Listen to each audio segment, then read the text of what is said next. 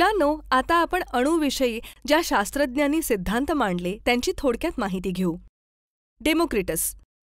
Democritus या शास्त्रज्ञाने मूलद्रव्यांच्या लहान कणांना अणू असे नाव दिले, कारण इंग्रजीमधील ॲटम ह्या शब्दाचा ग्रीक भाषेमधील अर्थ पदार्थाचा अविभाज्य भाग असाच आहे. त्यावरून ग्रीक भाषेत अणूला ॲटम असे नाव पडले. जॉन डाल्टन यांनी 1803 मध्ये अणू निर्माण करता येत नाहीत, त्यांचे लहान कणांमध्ये विभाजन करता येत नाहीत व ते नष्टही करता येत नाहीत असा सिद्धांत मांडला. तसेच काही विशिष्ट चिन्हांचा वापर करून मूलद्रव्ये मांडली आहेत. उदाहरणार्थ तांबे, सल्फर, हायड्रोजन. अणू जसे डोळ्यांनी दिसत नाहीत तसेच रेणूही डोळ्यांनी दिसत नाहीत. मूलद्रव्यांची संक्षिप्त नावे. मुलांनो, रोजच्या जीवनात आपण अनेक प्रकारच्या संक्षिप्त नावांचा वापर करतो. जसे DR म्हणजे डॉक्टर, HM म्हणजे हेडमास्टर, AC म्हणजे एअर कंडिशनर, ADV म्हणजे ॲडव्होकेट, वकील, CM म्हणजे चीफ मिनिस्टर किंवा मुख्यमंत्री इत्यादी. तर अशाच प्रकारे मूलद्रव्ये दाखवण्यासाठी देखील विज्ञानात संक्षिप्त नावांची पद्धत वापरली जाते.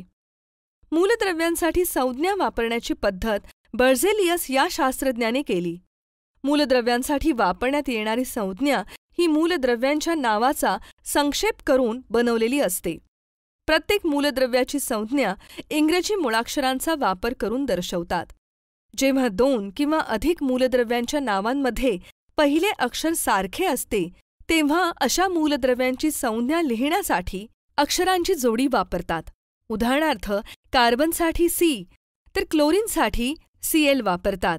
आता या शेजारच्या तक्त्यात पहा. यामध्ये काही मूलद्रव्ये आणि त्यांच्या संज्ञा दिल्या आहेत, त्यांचे आपण वाचन करू.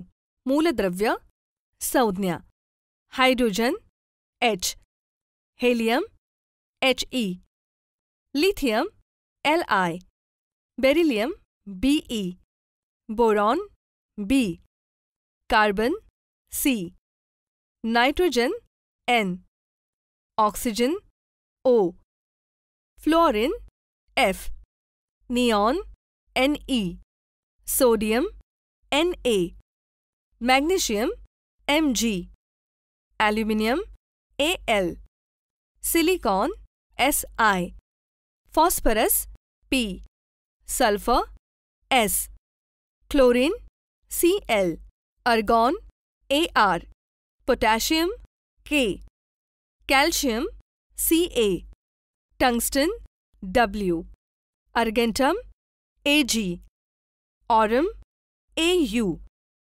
मुलांनो, आपल्या घरांमध्ये असणाऱ्या विद्युत दिव्यामध्ये जी तार असते ती टंगस्टन या मूलद्रव्याची असते. वोल्फ्रॅम या शास्त्रज्ञाच्या नावावरून टंगस्टन मूलद्रव्यास W ही संज्ञा देण्यात आली आहे. तसेच चांदी म्हणजेच Ag, सोने म्हणजेच Au यांच्या संज्ञा अर्गेंटम, ऑरम या लॅटिन नावांवरून दिल्या आहेत. तर अशी आहेत ही सर्व मूलद्रव्ये आणि त्यांच्या संज्ञा.